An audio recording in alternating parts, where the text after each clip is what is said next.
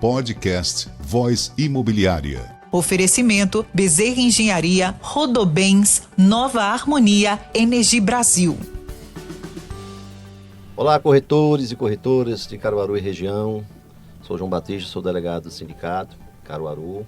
Estamos iniciando aqui mais um podcast, Voz Imobiliária, tendências e inovações do mercado imobiliário. Agradecer aos nossos patrocinadores, a Energia Brasil, a Rodobens, a Bezerra Engenharia, Nova Harmonia. Muito obrigado aí por vocês confiarem no nosso trabalho. Vocês são parceiros nossos aí, estamos juntos.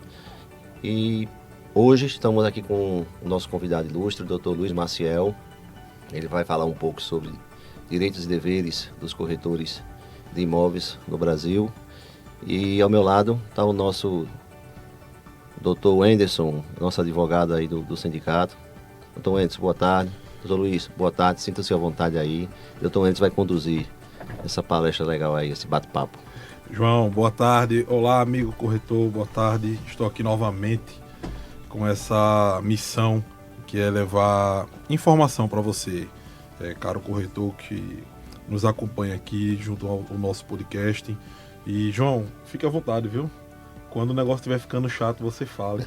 Porque mas direito imobiliário não fica chato não, né, doutor? É porque falar de direito, a gente até brinca, interessante, né? É quase sempre um negócio meio... Então a gente vai tentar aqui hoje falar pouco, né, doutor Luiz? Vamos tentar falar pouco de lei, vamos tentar falar pouco... Vamos trazer aqui mais uma reflexão aqui, mais de casos práticos. Hoje estamos recebendo aqui o advogado Luiz Maciel, caruaruense, sócio da Maciel e Santos Advocacia, pós-graduado em Direito Imobiliário pela Escola de Direito Paulista e em Direito Civil e Direito Empresarial pela Damásio. É presidente da Comissão de Direito Imobiliário de Caruaru, Pernambuco, membro da Comissão de Direito Imobiliário da OAB Pernambuco, membro do Instituto Brasileiro de Direito Imobiliário e tem mais coisa aí. Longa, Está coordenando o grupo jovem também lá do Instituto e é um grande amigo. Doutor Luiz, muito obrigado, viu? Uma honra recebê-lo aqui e eu sei que o tempo é corrido, a gente dedica esse momento para bater um papo aqui em prol da categoria, não é isso? Fique à vontade, se apresente, por favor. Obrigado. Depois, se tiver mais o que falar, né? Boa tarde a todos que estão ouvindo aí o podcast, né? Ninguém sabe se é de manhã, se a pessoa vai estar de manhã, de tarde ou de noite, né? Mas uma hora vai escutar. Queria agradecer a João Batista pelo convite, né? Delegado da Sinimodes daqui de Pernambuco, representando Caruaru, o Dr. Wenderson pelo convite também, meu colega, parceiro advogado, né? A quem eu tenho muito respeito pela sua atividade. E vamos embora, né? Vamos falar um pouco aí para os corretores que vão estar escutando a gente, né? Às vezes é um advogado também que está escutando, que tem a parceria aí com o corretor. É uma figura muito importante no nosso trabalho, verdade, né, no dia a dia. Verdade. O advogado imobiliarista, o corretor, né, sempre tem aí um papel quase que ligado nas suas atividades. Então a gente tem que mais fortalecer essa parceria, né, do advogado, do corretor, cada um no seu âmbito, para que a gente tenha uma atividade imobiliária cada vez mais forte, né, mais sustentável, né, sólida, que as pessoas visem a gente, corretor, advogado, como profissionais que estão ali ao lado deles para concluírem seus negócios de forma segura. Segura, né? Segurança, eu acho que você falou uma palavra aí que eu acho que é uma palavra-chave importante, segurança. Muitas vezes a gente não olha para isso, né, João? É verdade. Quando está fazendo negócios, né, transações imobiliárias, seja o que for, e o corretor ele tem uma grande vocação, né, com relação à segurança. E isso fala um pouco dos deveres do corretor. A gente vai falar aqui hoje um pouco de direitos, mas também vamos falar um pouco de deveres, né? Eu queria começar por esse ponto. Deveres dos corretores de imóveis. E aqui um dos primeiros aqui, talvez o principal dos deveres, está na lei que regulamentou a profissão de corretores de imóvel e criou o sistema COFES, né? Criou Cresce, que é o dever de estar registrado registrado no Cresce. Então, só é corretor se você tiver ali devidamente registrado. Escrito no conselho, Escrito no conselho. Tem que estar escrito. Por mais que seja algo que a gente pareça ser algo muito claro, algo que não precisa ser dito, mas infelizmente precisa ser dito, porque o que tem aí de aventureiros, né, que tentam entrar e praticar a atividade de corretor sem estarem devidamente inscritos. Isso é um problema grave. Um bom comparativo é com a gente advogado, né? O advogado, ele é advogado, pode dizer ser advogado, quando está inscrito nos quadros das ordens, da Ordem dos Advogados do Brasil, né? A gente passa por uma prova, exatamente. Então, cada advogado tem o seu número, né? E está inscrito na ordem, da mesma forma o corretor, né? Qualquer um pode concluir o curso de Direito, mas se não prestar o exame da ordem, não vai ser advogado, né? Você vai ser bacharel em Direito. Exatamente. E o corretor da mesma forma, ele estando lá licenciado, vai trazer a segurança para os seus clientes, né? Com certeza. A gente percebe que a Lei 6.350 ela foi criada para trazer realmente estabilidade nas negociações imobiliárias. Então, é muito importante que os corretores hoje ele tenham essa consciência, né, de lei, de conhecer a lei, né, de saber as suas obrigações mediante a sociedade em si, quando se refere a uma negociação, né, de um bem bem alto, que a gente valor a aquisição maior, né? Que é a compra, né? Ou a venda de um bem imóvel, até mesmo um aluguel. Né? Então é de extrema importância os corretores saberem o conhecimento dessa lei. É isso, doutor? Perfeito. Eu destaquei aqui, viu, doutor Luiz, se você puder comentar, eu destaquei aqui a Lei 6.530, que cria e regulamenta a profissão do corretor, e tem um decreto também que regulamenta, que é o decreto 81.871, de 78. Tá? E na lei tem um ponto aqui muito importante, que é o artigo 3º, que ele diz o seguinte: compete ao corretor de imóveis exercer a intermediação na compra, venda, permuta e locação de imóveis, podendo ainda opinar quanto à comercialização. Então, desse primeiro ponto aí, nesse primeiro artigo, já dá para ter uma extensão de quais são as competências do corretor, não é isso? Principalmente com relação a opinar quanto à comercialização imobiliária. Como é que o senhor encara essa questão? Já se deparou com corretores que só fazem isso? Que aqui basicamente é o profissional que a gente vê pouco. Quando a gente pensa corretor de imóvel, a gente pensa muito em quem compra, vende e aluga, né? Mas a gente vê pouco aquele profissional que participa da estruturação de um empreendimento, por exemplo, né? Veja que isso... O início, né? O início, né? Qual produto lançar, como lançar, né? E isso é uma competência também do corretor. Sim, exato. A gente hoje em dia observa que os profissionais eles precisam estar sempre além da sua profissão, estritamente, né? O corretor, o papel principal, se a gente fosse descrever, é fazer a intermediação, né? Apresentar o imóvel, enfim, fazer a intermediação. Mas ele precisa estar muito além disso, que é justamente o que o artigo fala, né? Participar da comercialização, ou seja, ele precisa minimamente entender o negócio que vai ser gerado, né? Quem está se beneficiando, quem vai ser a pessoa final daquele produto, né? Então tudo isso também faz parte dessa atividade do corretor, que se ele quiser ter segurança, né? Para exatamente, se ele quiser ter um cliente ali, que ele se sinta seguro no que o corretor vai estar fazendo, ele vai demonstrar tudo isso, né? Esse imóvel aqui está inserido nesse público, nesse contexto, então participar da comercialização eu entendo que é nesse aspecto, né? Conseguir opinar nos valores que vão ser gerados ali, eu trabalho com corretagem há tanto tempo, então eu tenho essa compreensão de que os imóveis em torno desse imóvel, né? O imóvel do mesmo perfil, com o público X, vai estar girando em torno desse valor. Então tudo isso faz parte dessa comercialização, né?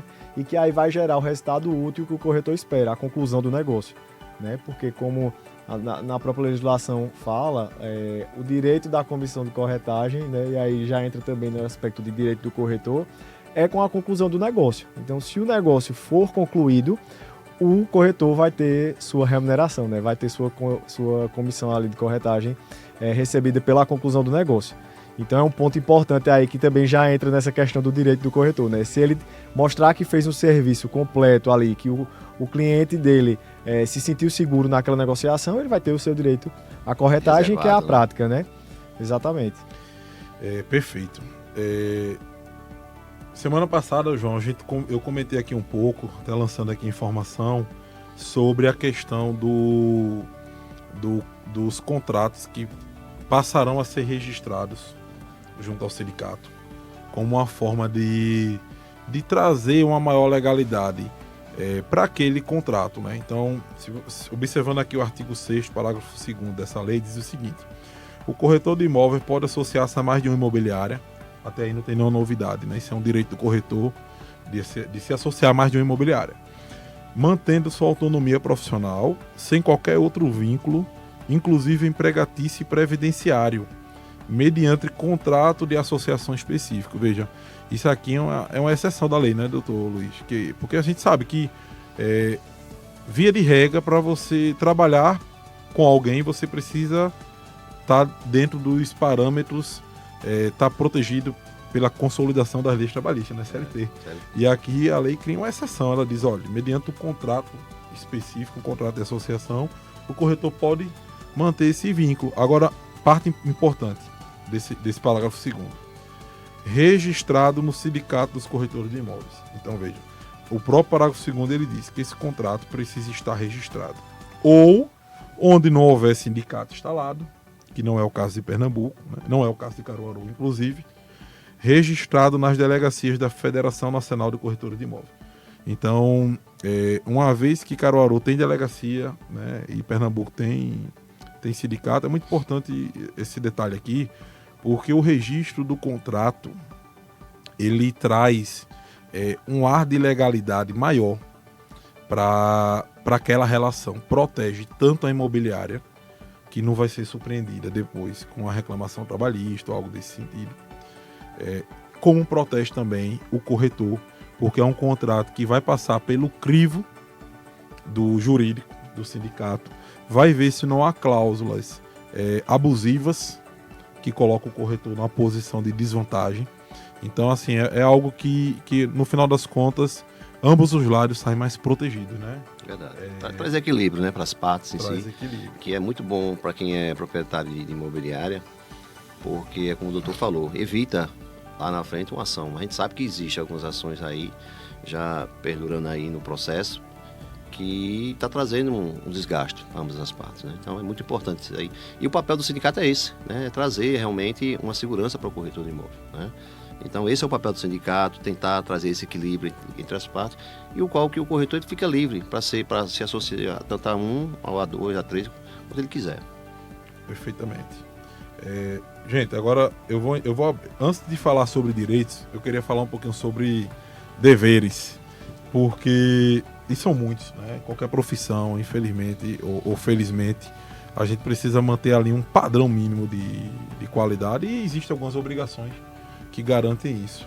E aqui no artigo 20 da lei que cria o sistema de corretagem, eu destaquei aqui 3 deveres, e eu queria saber aqui a opinião de vocês sobre isso. Se faz sentido ainda nos dias de hoje, se é algo que a gente já poderia estar pensando em revogar, não sei. Se é algo que a gente pode estar pensando em melhorar, né? O artigo 20 ele fala assim, inciso 3º, o corretor a ele é vedado, né? Anunciar publicamente proposta de transação a que não esteja autorizado através de documento escrito. Veja. Você conhece algum corretor que anuncia sem ter essa autorização? É comum, né? Por aí. É comum. Anunciar imóvel loteado ou em condomínio sem mencionar o número de registro do loteamento ou da incorporação no registro de imóveis.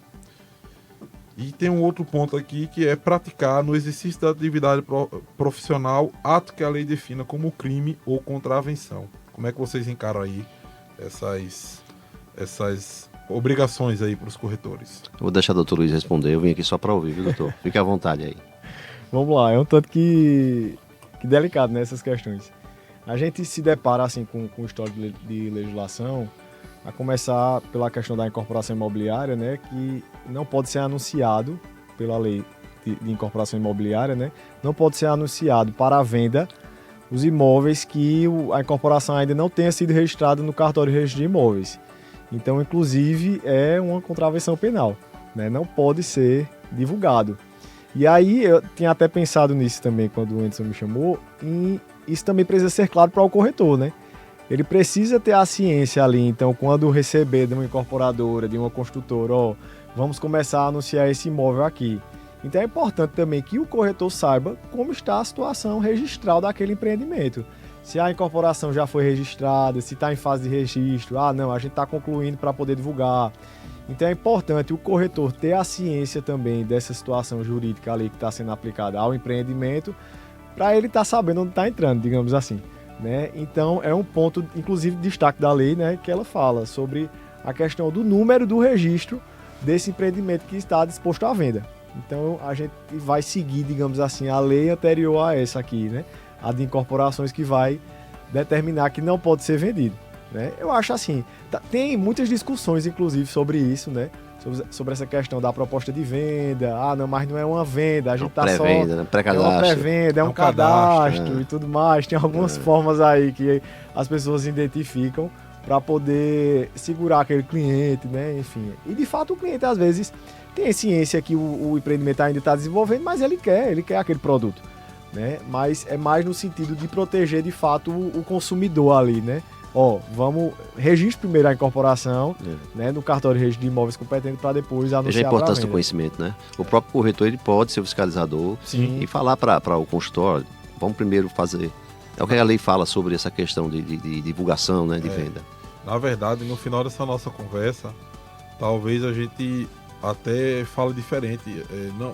Não é que o corretor pode, ele deve, né, exigir. Exato. Né? Porque assim, acaba que no final das contas tanto incorporação, como você falou, como loteamento também. Né? Loteamento até porque, também. como o doutor Luiz falou, o próprio corretor, ele é intermediador, né, dos desejos das partes. Sim. Ele tem a responsabilidade, né? Tem um caso prático sobre isso, né, Luiz? Exatamente. Eu vendo alguns julgados recentes sobre essas questões, né?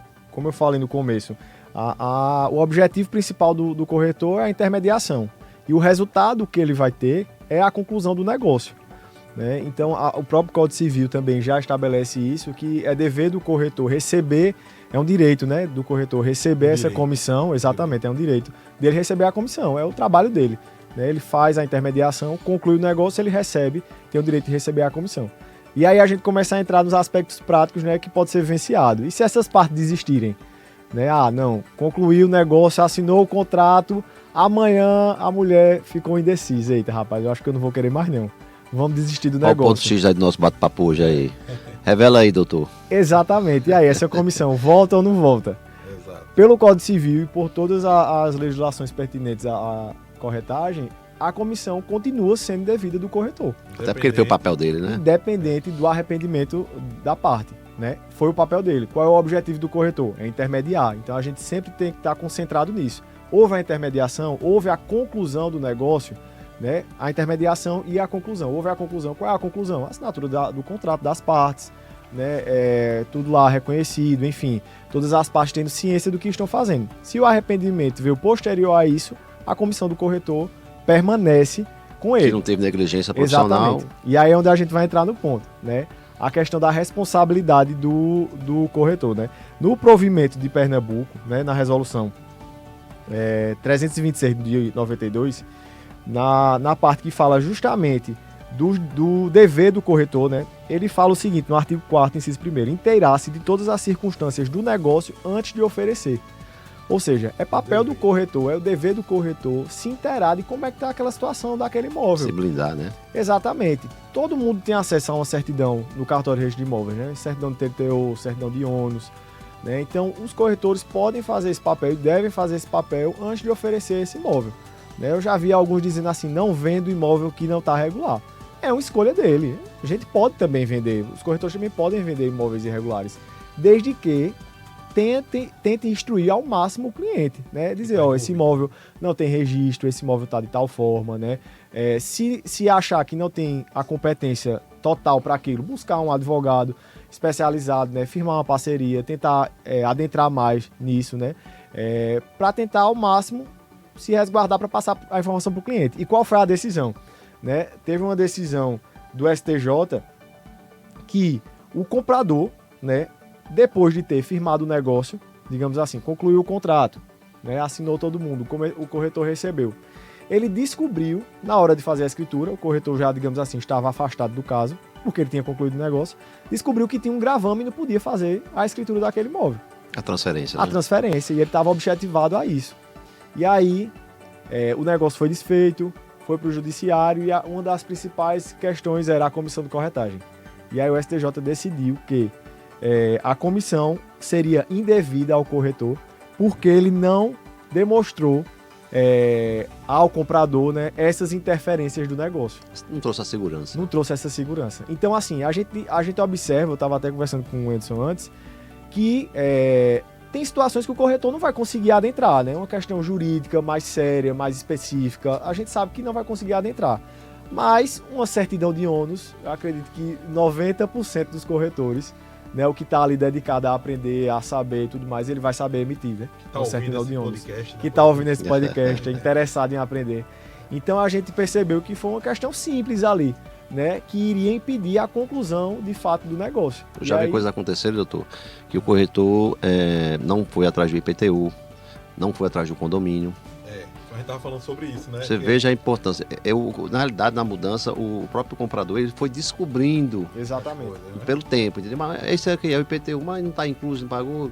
Por que eu vou pagar? Quem tem que pagar é o dono já pegou o dinheiro e você mandou. A gente estava debatendo justamente sobre isso, né? Que Luiz trouxe esse caso, esse julgado, e ele está totalmente alinhado com a legislação do dever de cautela do corretor. A gente fala muito, inclusive, estaremos trazendo aqui para Caruaru, né, João, um curso sobre documentação imobiliária. É um curso que a gente, no direito, pessoal, tem um nome bonito, é due diligence. É uma investigação que é feita antes de compra e venda de imóvel, é feita essa investigação de forma profunda para se verificar como é que está realmente a situação do imóvel. E a gente sabe, que eu estava comentando com o Luiz, eu disse, Luiz, são 20, 30 certidões às vezes. Então, como é que você vai esperar do corretor, tendo em vista que essa não é a função dele? E se você estiver diante de um grande negócio, um negócio que envolva milhões, ou um negócio que tem um valor expressivo, eu acho que faz sentido o corretor chamar um advogado e dizer, preciso que tu olhe isso aqui, né? Muitas imobiliárias têm um jurídico, aqui em Caruaru o Cine Imóveis tem um jurídico que pode estar assessorando. Mas às vezes a gente sabe que é um negócio pequeno e que não. Então veja até onde vai esse dever do corretor de ir. Eu acho que realmente tem uma coisa no direito que é como o homem médio comum agiria, né? Então, se você espera de um corretor em condições normais ali, que ele veja pelo menos IPTU, condomínio, né? A matrícula, como a gente falou. Eu tive um caso bem interessante de um cliente que comprou um imóvel. E esse imóvel era no centro da cidade, em Vitória de Santo Antão, isso. E era um imóvel, assim, muito valioso. E foi uma transação até alta. E aí ele descobriu, e quando esse cliente tomou posse do imóvel, ele descobriu que o imóvel era menor do que constava na escritura. Que na verdade, o imóvel estava exatamente como constava no cartório. O problema uma pessoa tinha invadido uma parte do imóvel e tinha construído. E aquela informação não foi repassada para o cliente, entendeu? Então, quando ele entrou no imóvel, ele foi medir. Mostraram a ele era uma coisa, na hora da transferência era outra. Quando o arquiteto chegou lá e foi medir, disse, tá dando aqui 10 metros a menos. Então ele descobriu que os 10 metros que tinha uma casa no fundo era dele. Aqueles 10 metros eram dele. E aí, imagina, né? Ele quis desistir, lógico, do negócio. E tinha sido uma comissão de corretagem muito bem paga, que era um negócio grande realmente. Então veja como é importante, né, você realmente ter muita clareza. Eu trouxe esses pontos aqui do artigo 20 porque eu acho que são coisas que acontecem com muita frequência, né? É muito frequente você ver... São casos e casos, né, doutor? Exato. Gente, não anuncie, olha, loteamento, incorporação, não tiver registro, não anuncie.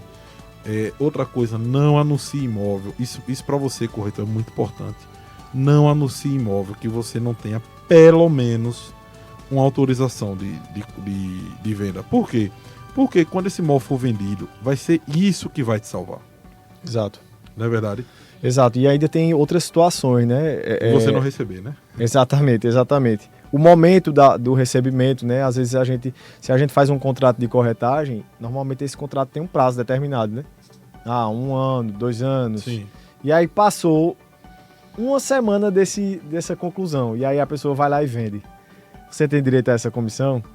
Se não tiver escrito... Não. Exatamente. Se você não tiver nenhum papel, vai ficar difícil você ir atrás, né? Exato. Mas ficar demonstrado que essa venda foi oriunda da sua intermediação, da sua divulgação, você tem direito, sim, a essa comissão de corretagem. Inclusive está expresso no Código Civil, né? Exatamente. Você só não teria direito se for demonstrado ali a desídia, né? Não anunciou nada. Faz 2 anos de contrato, só teve um post no Instagram ali, não fez visita e tudo mais.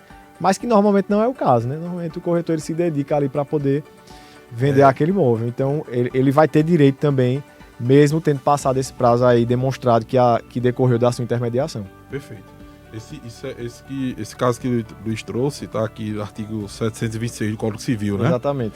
Iniciado e concluído o negócio diretamente entre as partes, veja, o corretor não está participando, nenhuma remuneração será devida ao corretor, mas se por escrito, a lei exige, for ajustada a corretagem com exclusividade, terá o corretor direito à remuneração integral. Uma cereja do bolo aí, né? Por escrito, né? Por escrito. Porque muitos corretores acham porque levou o cliente, né? E o cliente não comprou naquele momento, mas futuramente ele venha comprar, ele acha no direito. Exato. Né? Mas aí é que tá, toda visita tem que ter a proposta, né? A gente sempre faz isso, sempre orienta para que as pessoas, os corretores, trabalhem com essa autorização. Nesse caso aqui, o 726, ele fala daqueles casos que existia a exclusividade.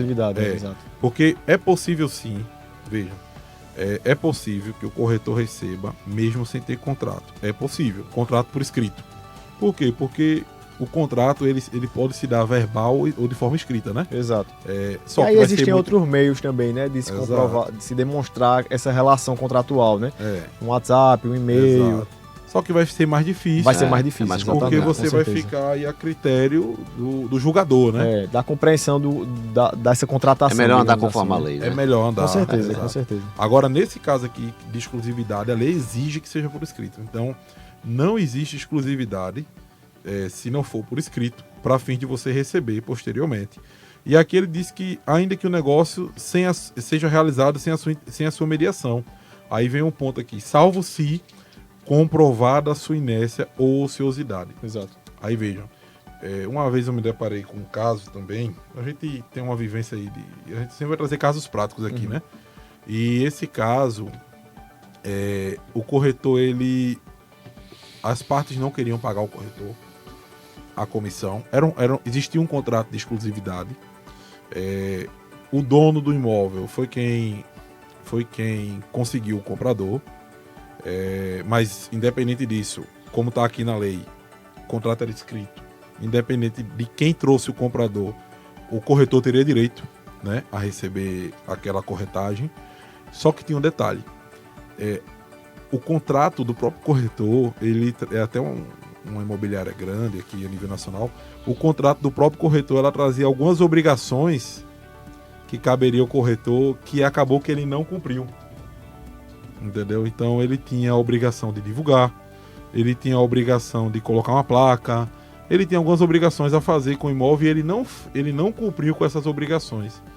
E aí esse caso foi se discutido no judiciário e o juiz entendeu que, como o corretor não cumpriu com as obrigações que lhe cabia, ele não tinha o que falar em exclusividade. Então, assim, é muito importante ficar esse detalhe aí para você. Existem alguns contratos que trabalha com exclusividade, doutor, que são feitos com exclusividade e sem exclusividade. Uhum. Tá? A gente faz isso porque, exemplo, uma prova disso são os empreendimentos grandes, né? Uma própria construtora não fica na mão de um corretor só, de uma imobiliária só.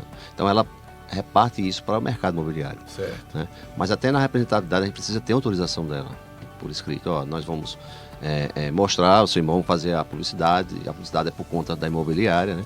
E a gente precisa ter autorização. Né? Como é que eu vou representar alguém se... Exato, para divulgar o produto. Né? Eu queria que o doutor falasse mais um pouco sobre essa responsabilidade também do corretor, das imobiliárias em si, não só do corretor, mas das imobiliárias em si. Exato, é muito importante ter essa documentação, né, do que você vai estar vendendo, porque, querendo ou não, é o nome da imobiliária também que está ali, né? Se você anuncia um produto que não está de acordo ali, né, não tem essa questão do registro que a gente falou anteriormente, né, não tem esse respaldo, porque você está levando o nome da sua imobiliária para frente, né? Você está representando. Você está representando a imobiliária e a gente sabe que o consumidor final é que vai dizer o que presta e o que não presta, né? A gente sabe que o boca a boca é a principal propaganda. Então, se a imobiliária, por mais que ela tenha feito um trabalho de intermediação com atenção, uma divulgação correta e tudo mais, se a empreendedora, a construtora, não cumpre com as suas obrigações, a gente sabe que, digamos assim, respinga na imobiliária, né? Então, ter essa documentação, esse contrato aí com a imobiliária e a construtora, né? Essa autorização é muito importante e sempre deixar claro, né? Acho que é uma dica também que a gente, enquanto advogado, que vê o que é que chega, né? Ações judiciais, de atraso de entrega e tudo mais, sempre tentar orientar vocês corretores, imobiliários que tem uma equipe aí e tudo mais, a demonstrar isso, ó. A gente confia na construtora, a gente confia, mas tem situações que fogem do controle, não é a imobiliária que é a responsável. Não pertence, né? Não pertence à imobiliária, né? Vocês têm que ter esse cuidado nisso também. Entender direitinho com a empreendedora, ó, qual é o prazo de entrega de vocês? É tanto tempo? Então, corretor, ó, eu estou vendendo aqui, a construtora promete tal prazo. Né? Tentar ao máximo não prometer algo que não está ali em contrato, né? Normalmente quando é um empreendimento imobiliário, a construtora já vem com um contrato padrão, né? A imobiliária só faz juntar a documentação e tudo mais, normalmente já vem um contrato padrão. Então, lê esse contrato com calma, né? Esse contrato de compra e venda que o corretor vai estar fazendo a intermediação, entender direitinho ali. Né? Você não precisa ter 100% de certeza, digamos assim, você não precisa saber explicar todas as cláusulas, né? Mas você saber minimamente o que está ali, o prazo de entrega e tudo mais, isso vai refletir também futuramente. O ponto mais importante do contrato, né? Exatamente, porque caso venha a construtora, a incorporadora a descumprir esse contrato, você deixou claro, né? Você não prometeu algo a mais. Ó, a construtora está dizendo que é 12 meses, mas eu acho que eles entregam com 6. A gente sabe que tem as técnicas ali de negociação, né? Mas tentar ao máximo voltar para o que está escrito em contrato, eu acho que é um ponto muito importante. Exato.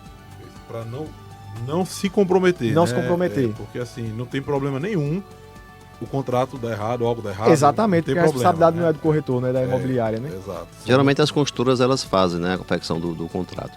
Lá no meu escritório, eu sempre oriento os nossos clientes a levar, ler o contrato antes de assinar e levar para um advogado dar uma olhada. Eu acho importante o papel do advogado. Ali, né, as cláusulas. Até porque às vezes o corretor de imóvel ele não tem o conhecimento prático, né, nem jurídico de um advogado que estudou 5 anos para fazer isso. Mas assim, os básicos, né, que tem que trazer a segurança para o contrato, o corretor ele precisa ter esse conhecimento. Né? E assim, do aspecto prático mesmo, né, a gente tem muitos clientes consumidores, né, além das empresas. É essa, assim, que normalmente, mas me prometeram tal prazo. Quase sempre. Quase sempre, diria 90%. Me prometeram tal prazo. Não, mas veja, no contrato aqui que você assinou, tal prazo X. Não, mas me prometeram. Não, veja, a gente tem que voltar para o contrato, né? E aí é justamente onde fica essa situação, assim, da promessa, do que está escrito em contrato, que também tem essa responsabilização, né? É muito importante. E quando o Anderson estava falando sobre a questão da exclusividade, me veio à mente as parcerias, né, que envolvem muito, de corretores com outros corretores. Sim, eu ia falar sobre isso agora. Foi perfeito. Você então, em sintonia, estão em sintonia os dois. Artigo 728, né, Luiz? Ele diz assim: se o negócio se concluir com a intermediação de mais de um corretor, a remuneração será paga a todos em partes iguais, salvo ajuste em contrário, né? O 728. Tu tem um caso sobre isso aí, né? Perfeito, E esse salvo em contrário já abre margem para o corretor negociar com o corretor parceiro aí, né, qual o percentual. Certo. Às vezes o cliente venceu e o imóvel é do outro parceiro, né? Enfim, tem essas situações assim. Um caso que chegou lá no escritório recente de uma imobiliária que a gente presta assessoria foi exatamente isso, né? Eles tiveram uma parceria com outro corretor. O negócio foi desfeito, igual o que a gente estava falando anteriormente, né? Teve a conclusão do negócio, mas em seguida houve um arrependimento do comprador. A culpa não foi do corretor, né? A culpa não foi do corretor. Mas como a corretagem era em parceria, tinha aí uma preferência do cliente, né? Do vendedor, né? Tem aquela situação de não perder o cliente, de deixar o cliente confortável, né? Uma parte não queria pagar a comissão completa e a outra estava exigindo, né? E aí, como é que a gente intermedia isso?